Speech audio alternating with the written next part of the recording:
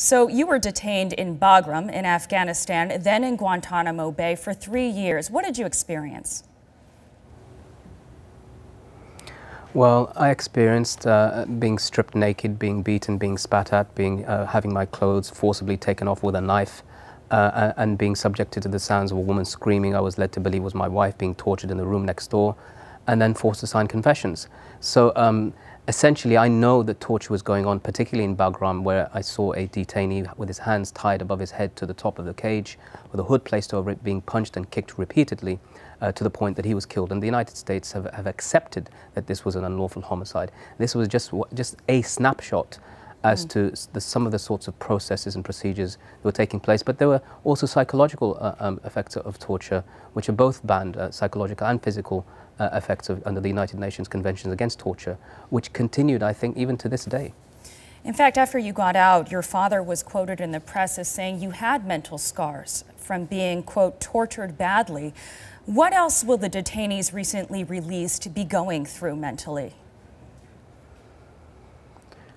Well, it's been such a long time. I almost feel unqualified to answer on this question, because I was there for 3 years, they've been there for 13 years. I know that one of the men, for example, who's a Syrian who's been sent to resettled to Uruguay, last saw his son at the age of 3 years old. He died, the same son died last year when he was evacuating from Syria at the age of 16. So these are types of scars that you can't, how are you going to fix these? How are you going to reconnect with your family? How are you going to be reintegrated with people that you essentially don't know, that your captors, your jailers, your interrogators probably know you better than your own family knows you? So these sorts of scars can never be healed.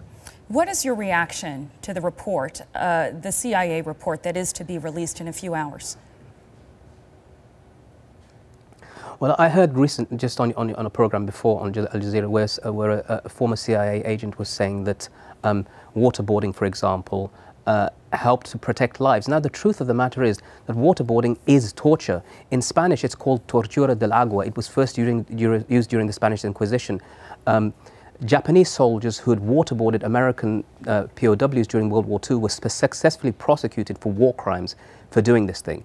And yet somehow the Bush administration tried to say that unless it's actually severe physical impairment, that's either organ failure or death, then it's not torture. And you had the most senior legal advisors to the US government arguing this case.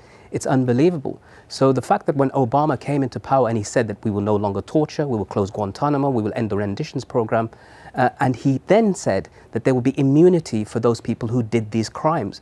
Now, you can't imagine that the president of the most powerful country in the world could ever say this about any other crime, that we will offer immunity for people who are carrying out torture. And just to remember this point, it's extremely important. When I was held in Bagram and interrogated by the CIA, they said, if I don't cooperate, I'll be sent either to Egypt or to Syria, where torture was outsourced.